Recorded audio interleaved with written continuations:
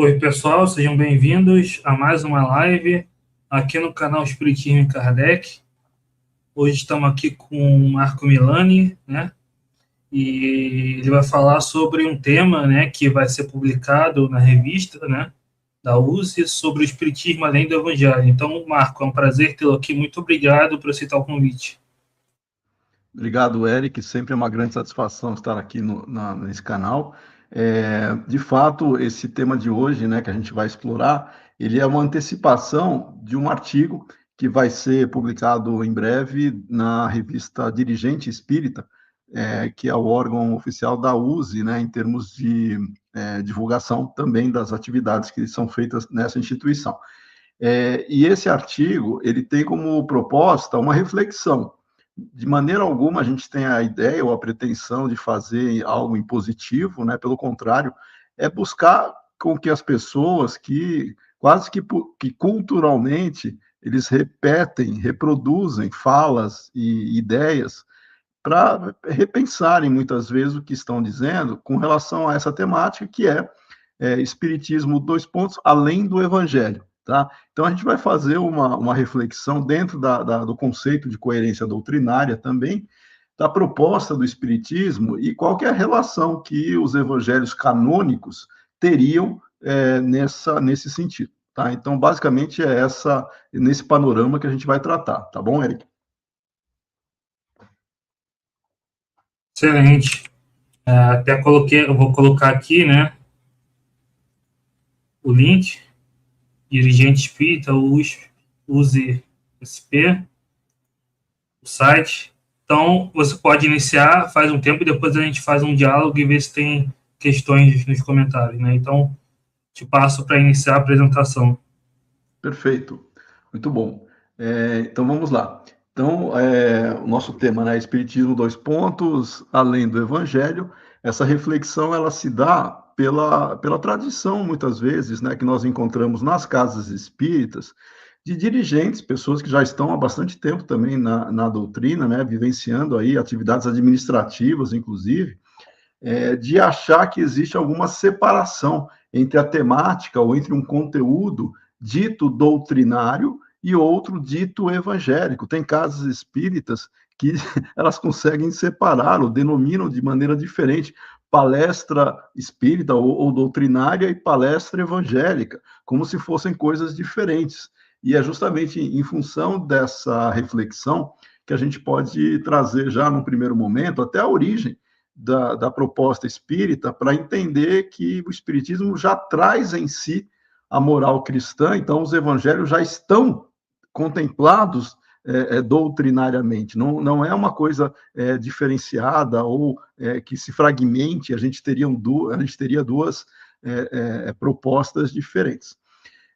Logo no capítulo 1 do Evangelho segundo o Espiritismo, Kardec, no capítulo Não Vim Destruir a Lei, nós encontramos ali como se fosse uma referência temporal da evolução das ideias em termos de aprimoramento e de conceito sobre a realidade espiritual e aquilo que responde, né, às questões filosóficas que mais incomodam e incomodaram sempre a humanidade.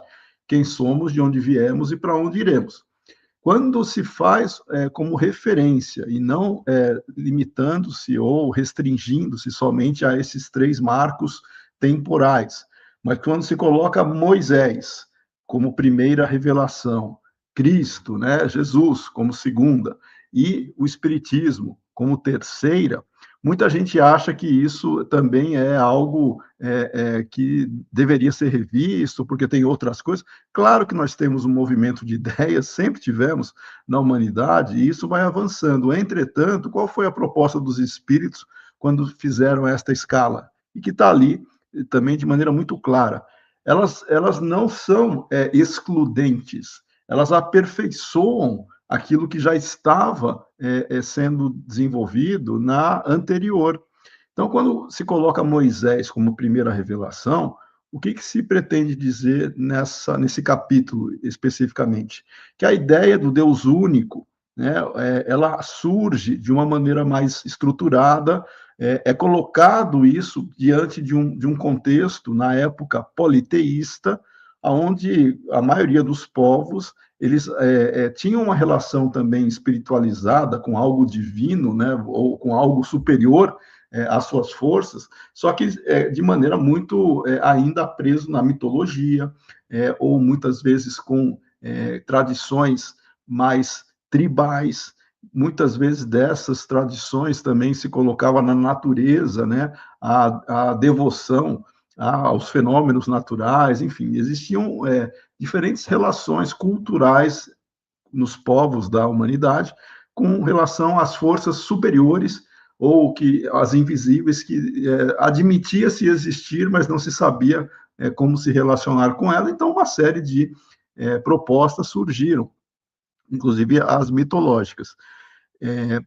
Posteriormente, quando Moisés coloca como referência a ideia do Deus único, em detrimento da tradição politeísta, isso de fato é um avanço, isso é algo marcante, importante para você preparar a ideia, né, que nós vamos depois entender o desenvolvimento, porque Deus ele é central na questão epistemológica que nós temos da produção do conhecimento sobre esta realidade. Essa proposta de Deus que Moisés coloca, obviamente, também era proporcional ao grau de entendimento que se tinha na época. Não é porque se apresenta um Deus único que você resolve todos os problemas do politeísmo, né? Então, agora a gente só vai se voltar para uma entidade, né? Para um ser, e não mais vários deuses. Mas é importante para direcionar, sim, essa estrutura conceitual do Criador. E o Deus mosaico, diante de uma necessidade disciplinar que o povo também exigia, obviamente, todas as relações que se tinha com Deus eram muito calcadas nas práticas terrenas. Inclusive, as recompensas que se prometiam eram voltadas também muito, né, no sentido material. A própria terra prometida, Canaã, né, quando é colocada ali como objetivo de busca, né, do povo, era uma referência material que se buscava, mas a gente sabe que não é necessariamente um pedaço de terra que vai resolver, que iria atender às necessidades espirituais das pessoas, mas elas precisavam de um objetivo, e esse objetivo sempre era material. Nos próprios mandamentos, né, a gente entende, por exemplo, num deles, né, no quarto, honrar pai e mãe, para quê? Para teres uma dilatada vida sobre a terra. O objetivo que se colocava sempre existia uma referência material. Isso sem falar das leis disciplinares, né, que as pessoas, a quantidade, as centenas de leis mosaicas existentes, tem mais de 700 leis mosaicas no Antigo Testamento, a gente vai entender que isso era necessário para você direcionar, para você disciplinar, para você ter regras de convivência na população. Mas elas tinham pouco a ver, inclusive, com a realidade espiritual, mas era necessário para disciplinar a parte material e também se colocava como justificativa a ideia de se agradar a Deus, né, fazendo tudo isso, que era uma relação material. Muito bem. Isso a gente está falando em 1200 antes de Cristo, porque quando Cristo surge com uma proposta de Deus único também, mas um Deus de amor que perdoa, um Deus que coloca ou resume todos os ensinos em amar, segundo Jesus, né? As nossas responsabilidades, amar a Deus sobre todas as coisas e ao próximo como a nós mesmos.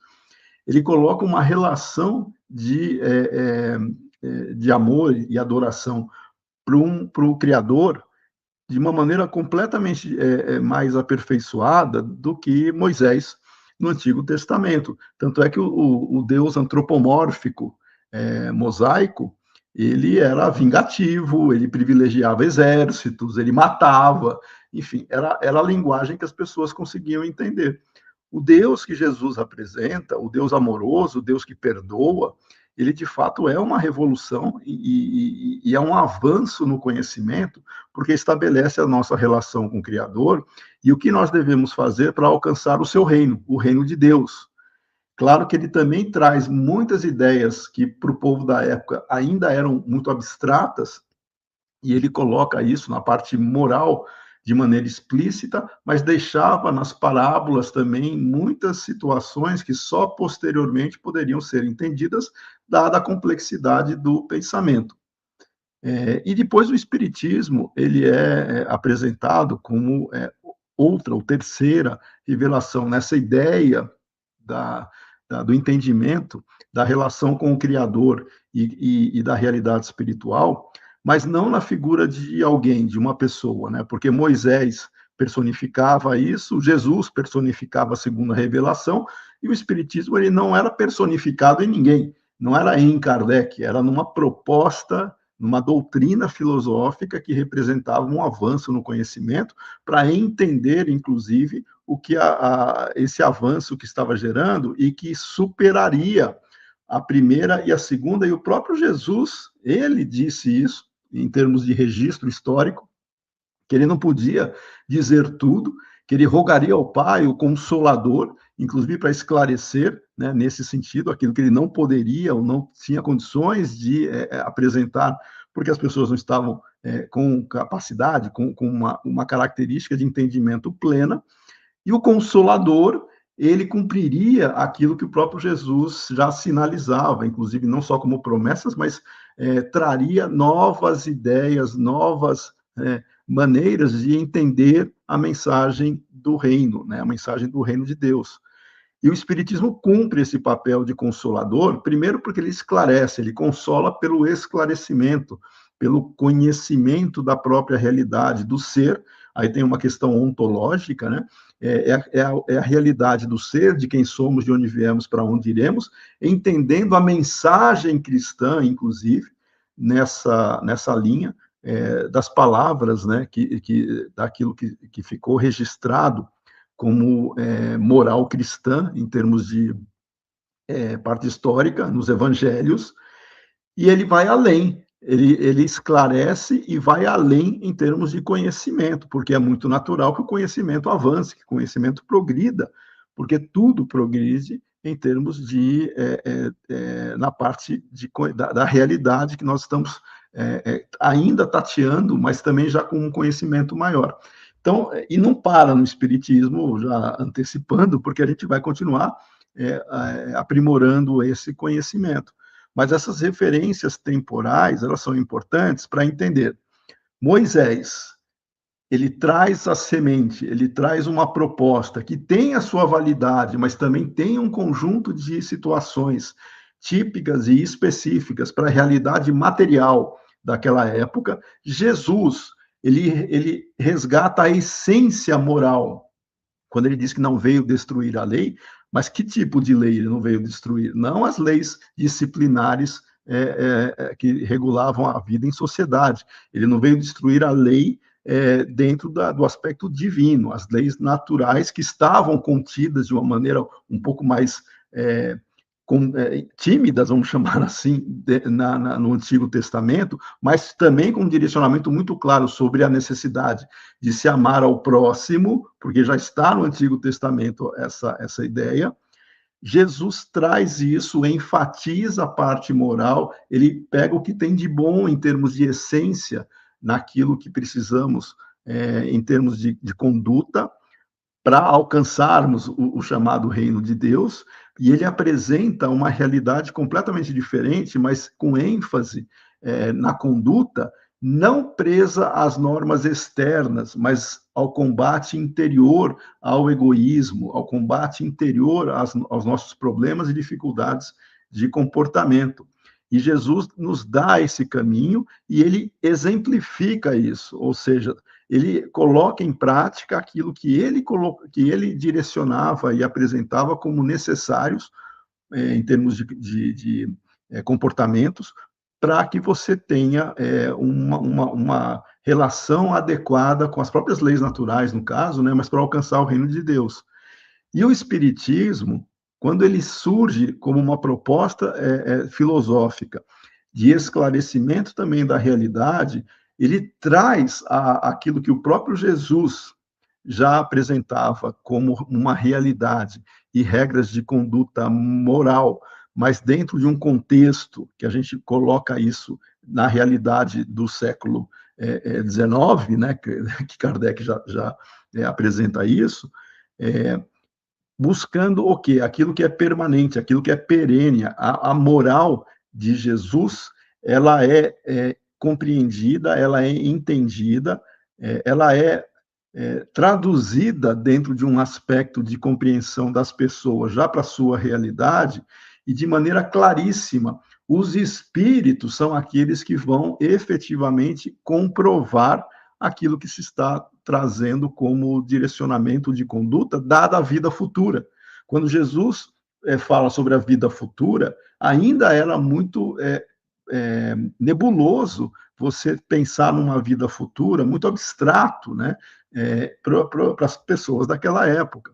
A vida futura, que para o espiritismo isso se torna muito mais clara, quem traz são os próprios espíritos, revelando, primeiro, que a vida continua, mas o processo de comunicação com os próprios espíritos e a descoberta dessa realidade que é natural e que a gente entende sobre o futuro que nós teremos, vencendo não só o temor, mas a própria morte, de que ela não existiria além da morte física, da morte orgânica, mas o espírito, as palavras de Jesus sobre o espírito que continua e vivifica e consegue trazer aquilo que ele tem como referência de conduta, nós exemplificamos isso nos relatos dos espíritos. Então, o espiritismo, ele é um desenvolvimento, um aprimoramento, um avanço nas ideias, claro que mantendo, trazendo aquilo que tem de perene na moralidade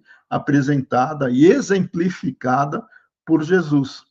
Ou seja, nós avançamos e mantemos a essência daquilo que nós precisamos ter enquanto conhecimento e enquanto conduta, para entender a moral cristã. E é justamente a moral cristã que baliza todo o Espiritismo desde o Livro dos Espíritos.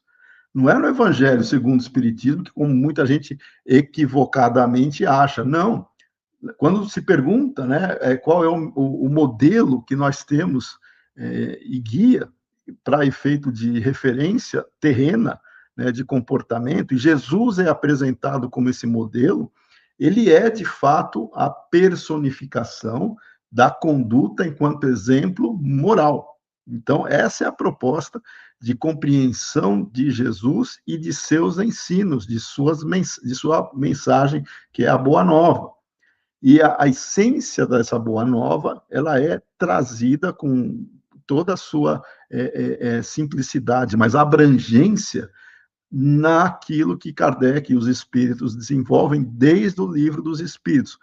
As leis morais que estão ali no Livro dos Espíritos, elas são aquelas que vão marcar literalmente a compreensão do que seria essa moralidade cristã, com Jesus como exemplo.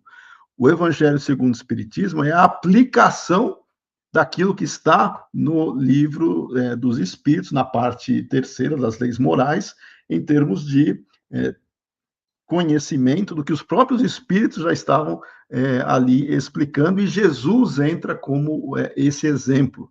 Ou seja, nós encontramos na mensagem cristã a exemplificação dos pilares morais, das leis que estão lá no Livro dos Espíritos. Mas só nessas duas obras? Não. No Livro dos Médiuns, nós entendemos exatamente isso com relação aos próprios espíritos, em termos de conduta e relação que nós temos para verificar o que se depreenderia de um relacionamento mediúnico adequado, favorável, prejudicial, obsessivo, tudo isso ligado à moral. E o que a moral vai fazer para entendermos e diferenciarmos o certo do errado, o bom do mal? É a moral justamente de conduta que está calcada na harmonia que Jesus apresenta em termos de prática, de relação conosco e com o próximo. No Evangelho isso é muito claro. No livro Céu e Inferno, que infelizmente é uma das obras menos lidas, mas deveria ser, porque é uma obra riquíssima. As pessoas que não leem e não estudam o livro Céu e Inferno perdem, e perdem muito em termos de riqueza filosófica que nós precisamos e necessitamos para entender justamente essa relação do porquê agir bem, porque no Evangelho nós temos na primeira parte, no livro Céu e Inferno, na primeira parte desta obra, nós temos a apresentação conceitual, filosoficamente falando, em termos de realidade e em termos de pilares de comportamento e do processo evolutivo do ser, e aí colocando Deus de novo como criador, regendo, né, por suas leis todo esse processo. No livro Céu e Inferno, a tríade que nós encontramos arrependimento, expiação e reparação, e que elas vão ser exemplificadas na segunda parte pelos relatos dos diferentes tipos de espíritos que nós tivemos, comprovando exatamente isso. Aqueles que estavam felizes é porque eles praticavam as leis morais, estavam em harmonia com as leis naturais, as leis divinas, regidas pelo amor, regidas pela lei de justiça, amor e caridade, que está lá no livro dos Espíritos, e exemplificado no Evangelho segundo o Espiritismo. Os espíritos menos felizes são aqueles que se afastavam dessa conduta, que ainda deixavam predominar o orgulho e o egoísmo e não encontravam forças para combater isso de maneira efetiva no seu período enquanto encarnados. Esses relatos, eles estão lá como exemplos, né, da parte da necessidade evolutiva do ser, porque aqueles que falharam, eles vão ter outras oportunidades dentro dessa questão arrependimento, expiação e reparação.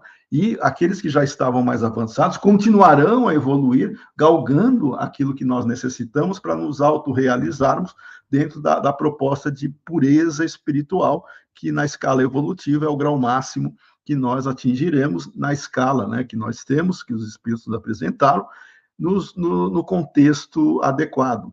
Não neste planeta ainda, né, de expiações e provas, mas em mundos, em moradas mais evoluídas. Moradas, inclusive, conscienciais, porque céu e inferno não são posições geográficas, né? Não são locais. Céu e inferno são estados conscienciais, e isso é apresentado também lá no livro Céu e Inferno. E na Gênese, volta-se, inclusive, a explicar os milagres de Jesus, por exemplo, das relações que Jesus tinha e diferenciar aquilo que era simbólico, que não tinha muita conotação ou conexão com a realidade e entrava como uma alegoria daquilo que efetivamente poderia acontecer. Está lá na Gênese, né, explicando os milagres e as predições. Todo o processo que nós temos, portanto, da moral cristã, ela não está simbolizada ou restrita a uma obra, ela está em todas as obras, começando no livro dos Espíritos.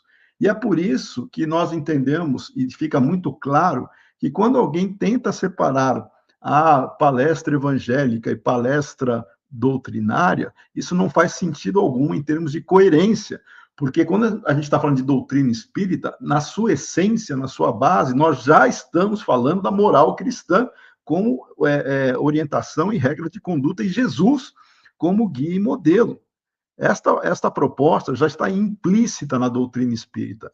Então, é muito equivocado alguém tentar separar doutrina como se não tivesse nela toda a essência moral já existente nos evangelhos. E eu estou me referindo aos evangelhos canônicos, né? Porque essa os 4, né? Essa é a proposta que o próprio Kardec e os espíritos fizeram para trazer a essência. Aí alguns poderiam falar assim, não, mas nós temos que continuar estudando a vida de Jesus, porque isso é importante. Quem quiser estudar, estude. Quem quiser ler o Antigo Testamento, né, antes de Jesus, leia. Quem quiser ler o Novo Testamento, divirta-se. Mas fica sempre o desafio, tá? Essa leitura que se fará, ela vai enriquecer a cultura evangélica, com certeza. Você vai conhecer diferentes aspectos para tratar o conhecimento humano, como era registrado, inclusive, naquela época. Entretanto, em termos de moral, fica o desafio de se trazer alguma coisa moral que já não esteja presente na doutrina espírita.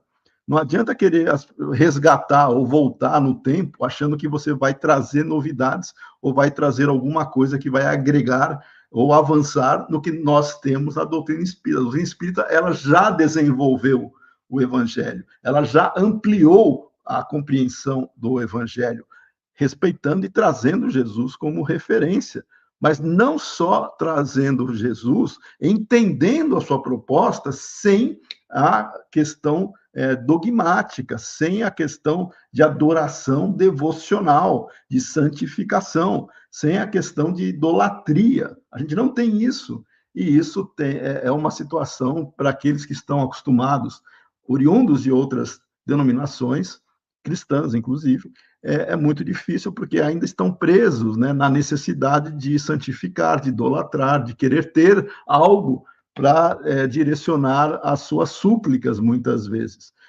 Quantas pessoas oriundas de outras denominações filosóficas ou religiosas, ao adentrarem no espiritismo, não encontrando ali uma figura que poderia ser considerada representativa de padre, pastor, bispo e qualquer outra coisa, ministro, qualquer outra coisa que seria um representante, né, daquela proposta institucional, ela acha estranho, mas com quem que ela vai falar?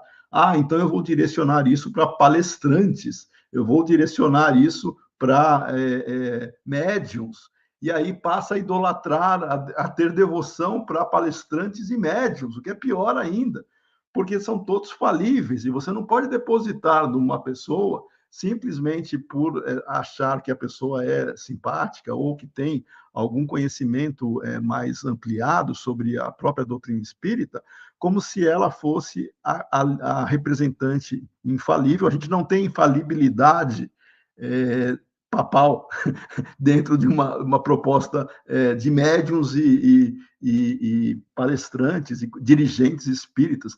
Acho que todas essas questões não faz sentido trabalhar com idolatria.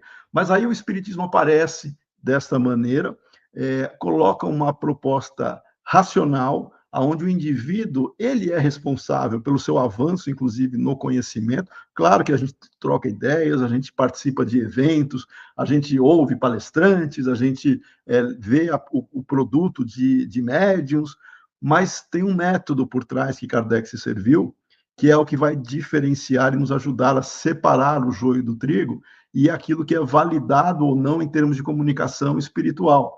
Kardec chamou de controle universal do ensino dos espíritos as informações obtidas das comunicações mediúnicas que convergissem para o mesmo ensino, mas que partiram de diferentes fontes que não se conheciam nem se influenciavam mutuamente, e aí você consegue convergir e classificar isso como ensino dos espíritos.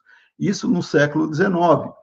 Hoje, nós temos uma dificuldade muito grande para colocar em prática esse método, se fosse pensar em ter grupos mediúnicos separados, que até podem não se conhecer, só que quando se coloca uma questão, provavelmente as pessoas já são muito influenciadas por ideias que já estão por aí, e elas tendem a convergir, às vezes, não pela mensagem do espírito, pela própria opinião do indivíduo em termos de posicionamento. A proposta anímica, ela faz parte da comunicação mediúnica, ou seja, existe um componente anímico também participando disso. Mas eu só estou resumindo para dizer o seguinte: quando nós temos nas obras fundamentais uma informação sobre a realidade espiritual, o cuidado metodológico que Kardec teve foi a sua validação. Nós não podemos simplesmente pegar uma informação obtida por um médium, ou por um palestrante, ou por poucas pessoas que necessariamente vão se colocar como representantes do espiritismo e achar que isso substitui o ensino dos espíritos apresentados por Kardec.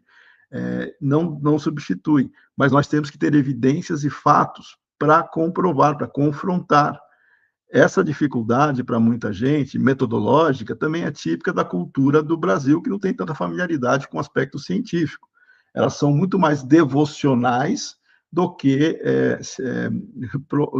analistas ou uma proposta de uma visão mais crítica do conteúdo. Kardec, no Livro dos Médiuns, analisava, e os espíritos diziam, para analisar todas as mensagens, todas, independentemente de quem seja o médium, qualquer mensagem. Tanto é que no final do Livro dos Médiuns tem um capítulo ali das mensagens apócrifas, aonde necessariamente são mensagens assinadas por espíritos de alta envergadura e pelos mesmos médiuns, pelos mesmos espíritos, pelo mesmo grupo que recebia essas comunicações, e Kardec, ao analisar, não validou, porque não encontrou elementos que pudessem caracterizar aquela mensagem como legítima, em termos de identidade ou em termos de conteúdo.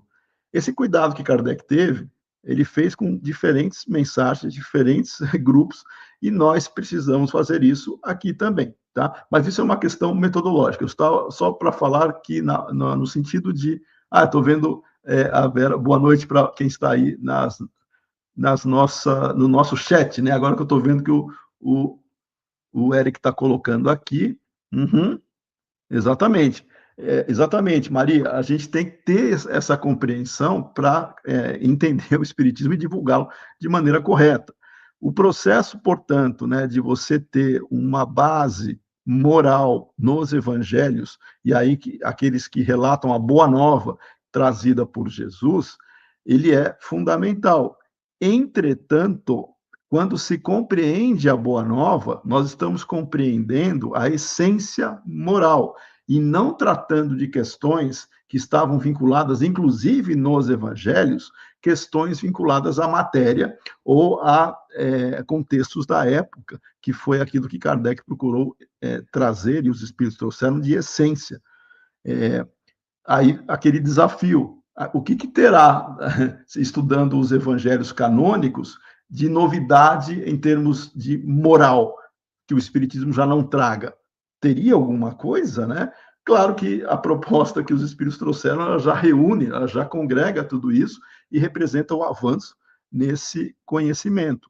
Aí a gente vai, mais uma vez, agora fazer a reflexão.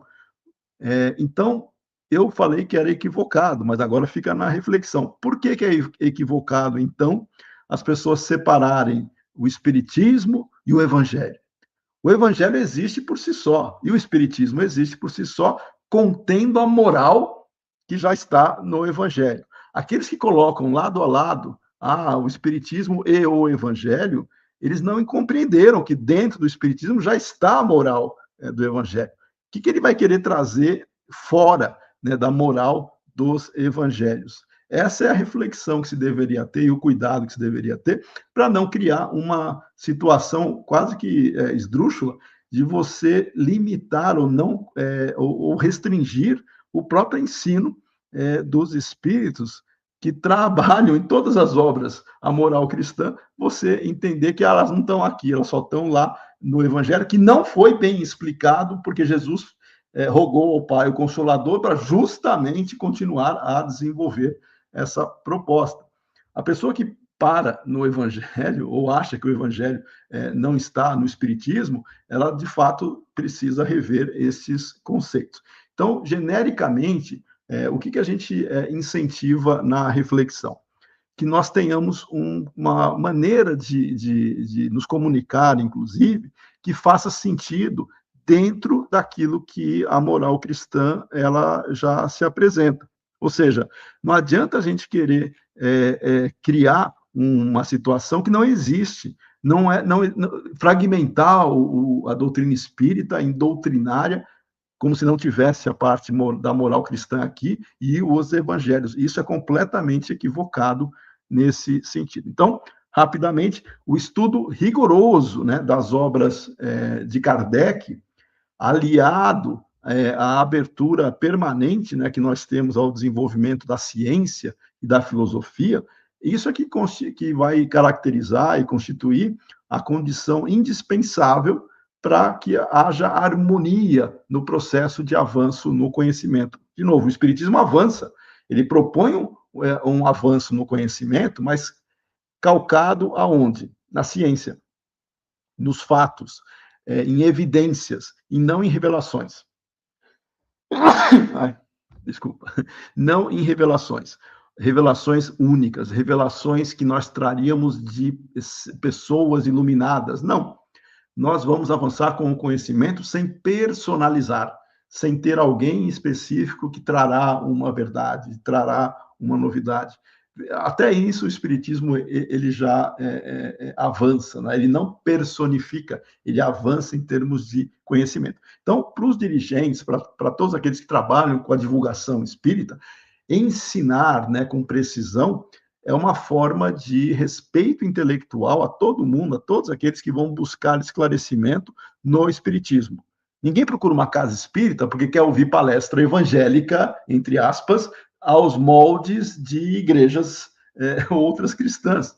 As pessoas procuram o Espiritismo para conhecer o quê? A proposta espírita, que já tem doutrinariamente a sua moral. Pode-se falar e deve-se falar de Jesus como exemplo, como modelo e guia, mas interpretando, e aquilo que eu falava com o Eric antes da nossa live agora, quando o livro, né, ele é intitulado, né, o Evangelho segundo o Espiritismo, muita gente quer inverter, né, Eric, quer inverter e fazer o Espiritismo segundo o Evangelho, completamente equivocado, completamente fora da realidade. Então, cabe aos dirigentes direcionar isso e usar uma linguagem adequada, evitando que a doutrina seja reduzida a uma simples recitação litúrgica, né? O Espiritismo ele não propõe engessamento, imobilização no passado, mas iluminação, ou seja, do presente com vistas ao futuro. E a ciência entra aí com uma proposta e um papel muito relevante, descortinando a nossa realidade, mas principalmente pelo método racional. Não é esperar evidências materiais para descobrir a realidade espiritual, isso não vai acontecer. Né? No máximo, fenômenos espirituais que também existe materialização, alguma coisa dessa natureza, que tangencia isso. Mas a realidade espiritual ela não é capturada pelos elementos materiais que nós temos. Não dá para você explicar fenômenos espirituais pelas leis da matéria. Não dá, está na Gênese, inclusive. Não dá.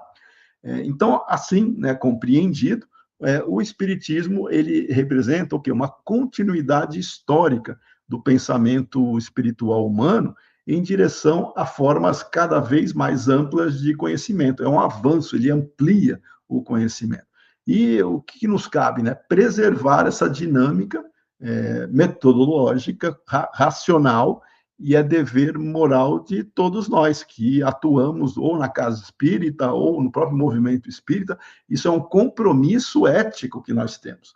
Somente desse modo é que vai se cumprir a verdadeira função do espiritismo, que é consolar pelo esclarecimento. Se você põe esclarecimentos deturpados, ou sincréticos, ou contaminados com ideias que gerem mais dúvida e confusão do que orientação segura e conhecimento de si mesmo, isso prejudica. Então, orientar pelo conhecimento e participar do movimento, né, espírita, dinâmica, de maneira incessante, trazendo o progresso, que vai conduzir necessariamente o espírito à compreensão mais lúcida de si mesmo e das leis que regem a vida, conduzindo a todos nós à prática do bem. No fim, ou no fundo, todos nós estamos reencarnados aqui para isso, para melhorar, para nós nos aprimorarmos moral e intelectualmente, e esse aprimoramento, no ritmo de cada um, vai depender do conhecimento que nós temos sobre o que fazer. E eu vou finalizar, não sei se está muito cedo ainda, Eric, mas eu vou já direcionar para a gente conversar mais tarde. Eu vou trazer aqui uma frase que as pessoas confundem demais quando se tenta caracterizar o verdadeiro espírita. O verdadeiro espírita, o que todo mundo vai lembrar, né, que está lá no capítulo 17, é o seguinte: é aquele que se esforça em transformar-se, né, é aquele que busca combater as suas más inclinações. Esse é o verdadeiro espírita. Ok, nós precisamos fazer isso. Só que antes desta frase, está dizendo ali com todas as letras: sobre o verdadeiro espírita. Ele foi tocado no coração. Para alguém ser tocado no coração, é porque ele compreendeu, é porque ele entendeu a necessidade de você mudar. Ele compreendeu o porquê, os motivos de nós nos amarmos, o porquê nós precisamos lutar ou promover, né, o bom combate contra nós mesmos em termos de orgulho e egoísmo. Não porque alguém está dizendo, é porque nós sabemos o quão isso é importante, dada a realidade espiritual da vida que continua. Ou seja, quando nós somos tocados no coração, mas pelo esclarecimento, pelo conhecimento, pela vontade, inclusive, de querer se melhorar, mas com segurança, aí sim nós nos esforçamos para praticar o bem, nós nos esforçamos para sermos melhores. E não no sentido mais histórico, né, das religiões tradicionais, que alguém se esforça para fazer o bem, porque colocaram na cabeça dele que ele vai para o inferno ou que ele vai ter alguma punição. Não é nesse sentido. Nós nos esforçamos para fazer o bem porque a gente sabe que isso é melhor para nós.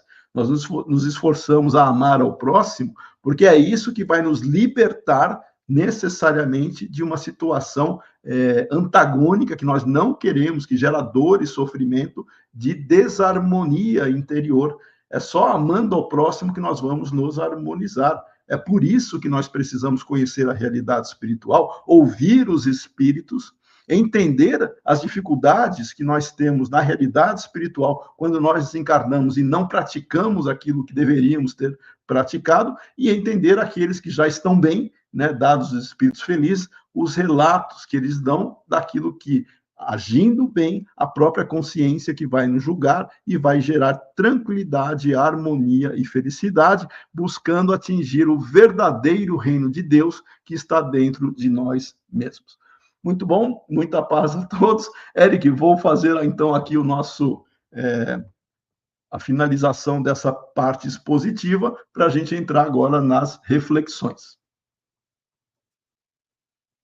Exatamente, né? O espiritismo é uma, como diz no que é o espiritismo, né? O espiritismo é uma ciência, uma filosofia de consequências morais, né? Então a consequência moral veio da ciência espírita, né? E não, então, a dedução da moral cristã, né, de Jesus ser nosso guia modelo, veio da ciência espírita, né, não veio do evangelho. Realmente são coisas distintas. Como você falou, no próprio livro dos Espíritos, na terceira parte das leis morais, já estava lá o evangelho, né? No Evangelho segundo o Espiritismo, todas as obras de Kardec, as obras todas estão listadas lá no catálogo racional, né? Além das 5 mais conhecidas das outras, a Revista Espírita também, todas têm conteúdo sobre moral de Jesus, né? Não há obra que não tenha, né? Claro que a Kardec às vezes fala de outras revelações, né?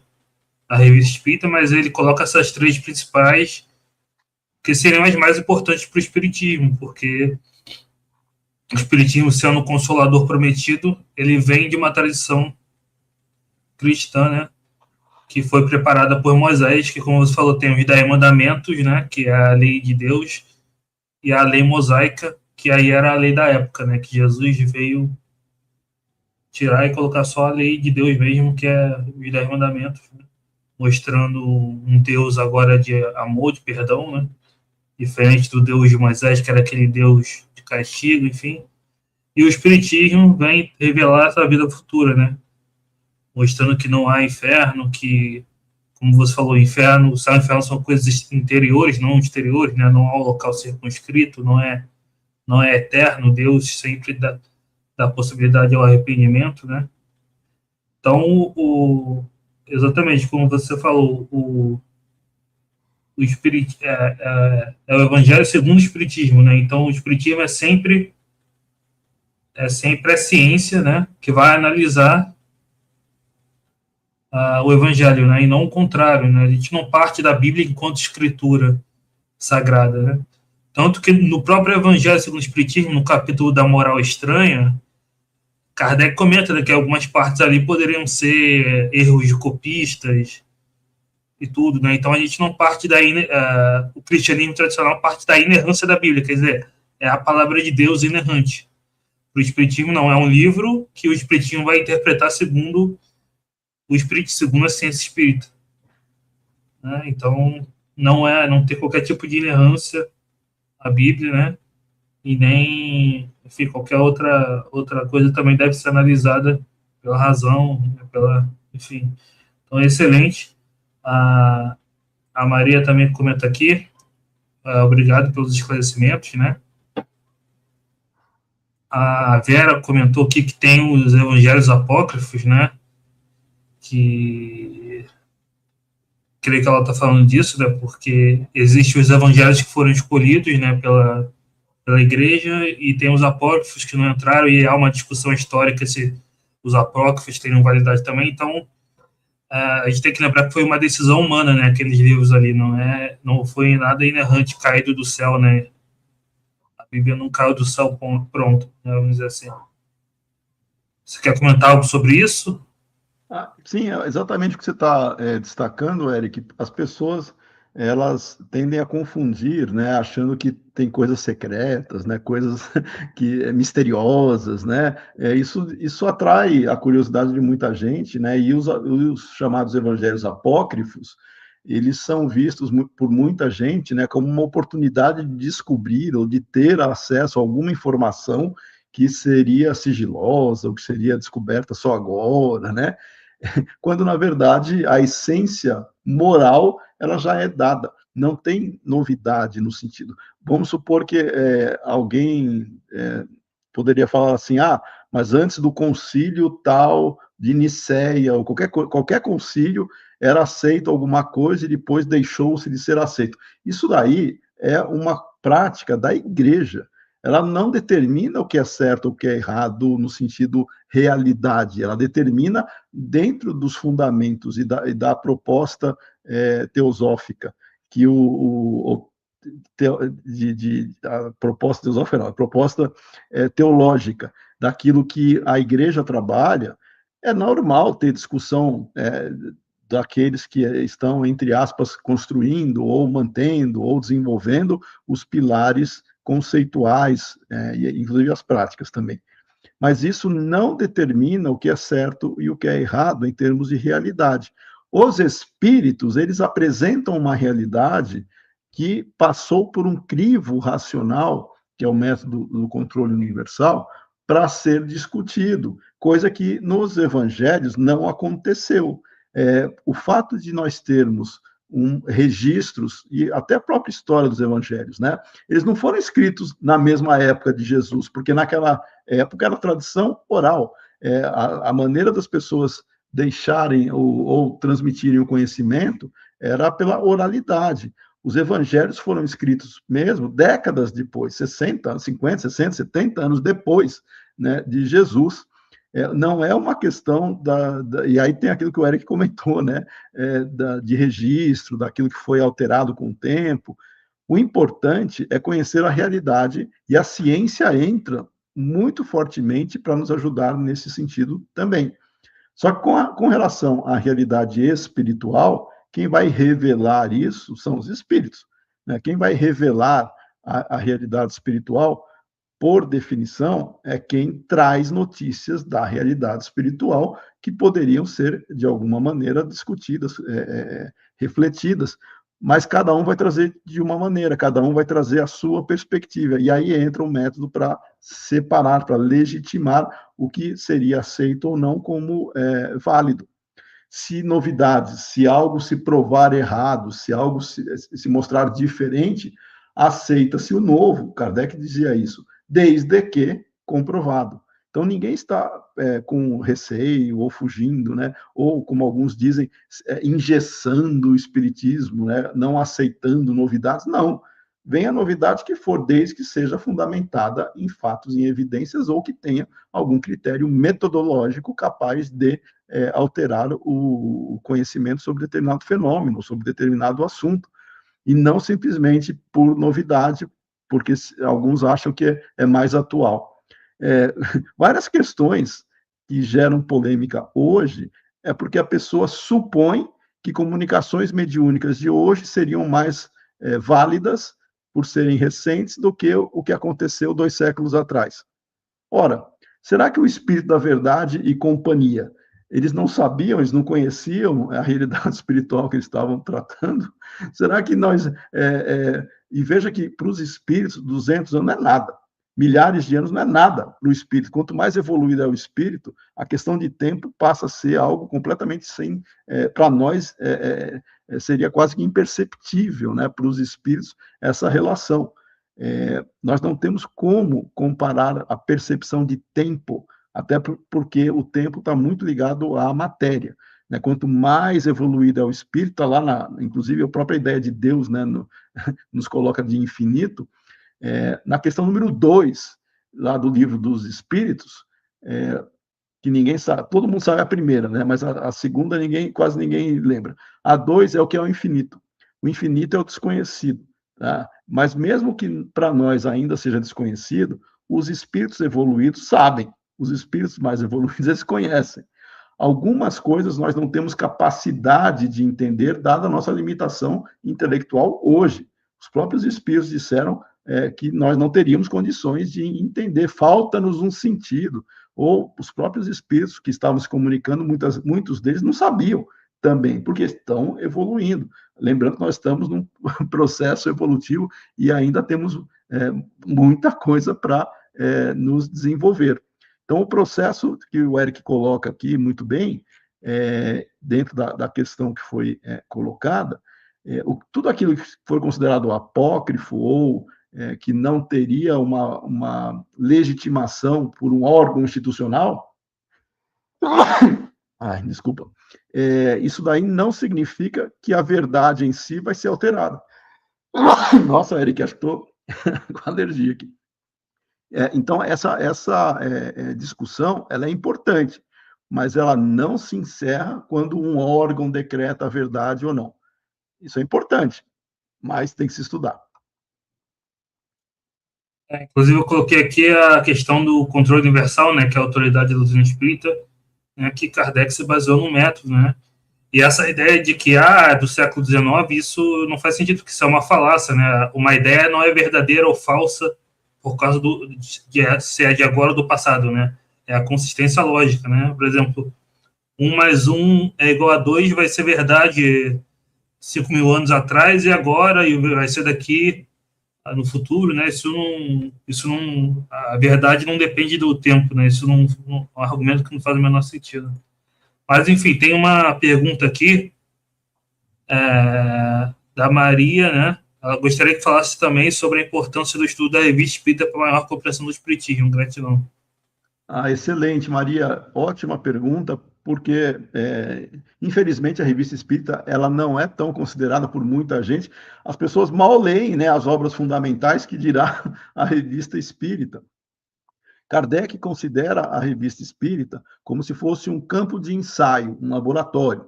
Ele registra, a partir de janeiro de 58, ele passou a publicá-la mensalmente, registrando todas as, boa parte, né, mas aquilo que era representativo das comunicações, das correspondências que ele recebia, falava sobre o próprio movimento espírita, né, que estava emergindo, de fatos, situações que ocorriam e que eram importantes para a reflexão, notícias, e além de comunicações específicas, né, que ele também colocava ali para estudo.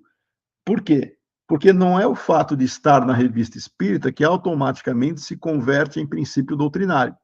Muitas coisas que foram ali colocadas, até antagônicas, né, contraditórias, se houve legitimação pela validade do universal, né, pelo controle universal, aí ia parar nas obras fundamentais.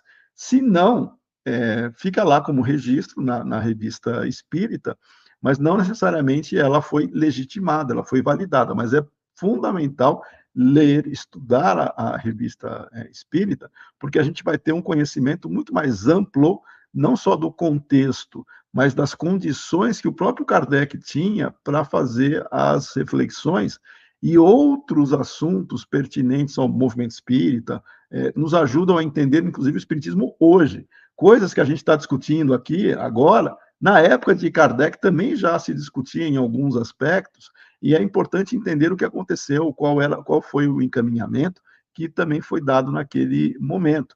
não é novidade, né? Você ter, por exemplo, tentativas de infiltração de ideias místicas, sincréticas. Kardec teve que lidar com isso também, né? Não é um problema moderno. Kardec teve que lidar com isso, inclusive ele até coloca que ele teve que centralizar a elaboração da doutrina espírita, dada a pressão, inclusive, que alguns queriam fazer para ampliar, né, para ser mais aberta, para ser mais tolerante para algumas ideias que não tinham fundamento, que não passavam pelo critério da racionalidade.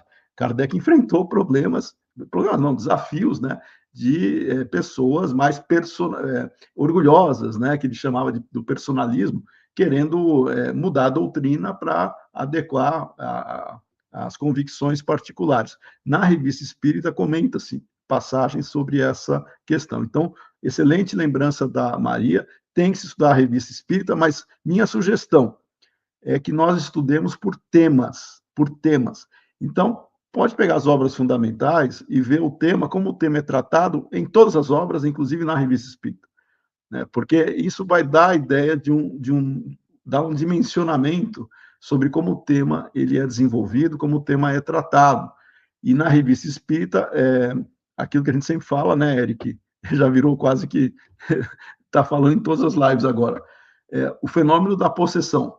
Ele começa no Livro dos Espíritos, na Revista Espírita, 2 episódios que o Eric vai depois colocar aí no chat, que é da senhorita Júlia e dos processos de Morzin, aonde o fenômeno de possessão assume uma característica que Kardec não tinha destacado ou desenvolvido, e a partir daí ele revê o seu posicionamento sobre o fenômeno, e lá na Gênese ele conclui que o fenômeno é possível, que o fenômeno existe, e que, diferentemente do que estava só lá no livro dos Espíritos, Kardec, no começo, ele fala o seguinte, não pode haver possessão, porque senão o espírito morreria. Mas ele estava considerando a ideia de possessão integral, onde o espírito se afastaria de maneira total do corpo. E ele diz, não, isso não pode acontecer, senão o espírito morreria, né, no processo. Nos casos que o Eric colocou aqui no chat, né, da senhorita Júlia e dos processos de Morzin, você vai ver que ele entende que o processo da possessão é possível de maneira parcial, que mesmo parcial, ou seja, o espírito permanece ligado ao corpo, o encarnado, né? Ele permanece ligado ao corpo, ele tem um afastamento temporário para que o espírito dominante, né, entre aspas, né, o que vai se apoderar ali do corpo, ele atue, e ele destaca a questão moral. Quando é um espírito que quer prejudicar, né, que seria um fenômeno negativo, obsessivo, né, intenso, a moral da vítima não foi suficiente para rechaçar esse tipo de abordagem, mas não é permanente. Ele, naquele instante ele ocorreu, mas também por um enfraquecimento moral. Já é possível também ter um fenômeno de possessão promovido por espíritos bons, aonde não tem desconforto algum para o encarnado que vai, entre aspas, né, ceder o corpo para que exista uma mensagem, uma comunicação mais intensa. Esse processo ele é descrito e está lá na Revista Espírita a discussão que se faz nesse sentido. Então, sim, quer estudar, tem que ler o tema e ver como é que é tratado na Revista Espírita também e ver nas demais obras. Mas lembrando que a obra fundamental, ela tem necessariamente esse caráter de vivenciar uma experiência de legitimação via critério da universalidade. As poucas vezes aonde Kardec assume que aquilo não passou pelo crivo da universalidade, ele destaca. Quando ele não fala nada, a gente pressupõe, mas ele destaca, ele chama ou de hipótese, ou ele fala que isso precisa ser validado ainda. Na Gênesis ele faz isso com alguns capítulos, por exemplo, na uranografia. Né? Não quer dizer que isso não tenha validade, no sentido de estudo, tem, mas não quer dizer que ele seja um princípio doutrinário, porque esse teria que ter a validação universal. É isso. Exato, o exemplo que a gente sempre usa, né, é muito bom da possessão, que eu coloquei aqui, né? Primeiro vai aparecer na revista, apareceu uma coisa no Livro dos Espíritos, no Livro dos Médios, e depois muda na revista, né? O caso da senhorita Júlia, principalmente, mas também dos Possados de Morzine. Aí depois vai entrar na Gênese, falando, né? Aqui. Vai entrar na Gênese falando, né? Da possessão. Mas começa lá na revista. E para você entender a mudança do Kardec, você tem que ler a revista para entender. Ele vai, a partir principalmente desse caso da senhorita Júlia, ele vai começar a rever a noção da possibilidade desse fenômeno mediúnico, né? Coloquei aqui o Kardecpédia e o IPEAC, principalmente o Kardecpédia, eu gosto que ele reúne todas essas obras, né? Que tá todos eles estão no catálogo, né? Que aí a pessoa tem uma visão geral da obra de Kardec, e não apenas as 5 mais conhecidas, mas ler todas, a revista, enfim, o que é o Espiritismo e tudo mais. E é fácil de pesquisar também, né, Eric? Põe lá o tema que está pesquisando e aparece todas as obras que estão com aquele tema. Exato, exatamente. Então, obrigado aí a Maria pela pergunta. A gente tem aqui também a Carol com a gente, o Humberto também. Coloquei aqui o site da USE, né, da revista. A gente fez 1 hora. Você tem mais alguma colocação? Não há mais perguntas aqui do público? Não, só queria mais uma vez agradecer a oportunidade, né, porque é sempre interessante refletir. É um tema, pode parecer simples, né, mas não é, porque a partir do momento em que se cristaliza uma ideia de que o espiritismo é uma coisa, ou a doutrina espírita e os evangelhos são outra, a pessoa não entendeu que a parte moral cristã está dentro já dos evangelhos. Não precisa separar palestra evangélica, palestra doutrinária, tudo é doutrinário. Na casa espírita, tudo deveria ser doutrinário. Quando não é relacionado ao espiritismo, aí é outra coisa, mas com relação à parte doutrinária, nós temos ali a referência maior, que são as obras de Kardec. São essas obras que a gente deveria priorizar em termos de estudo.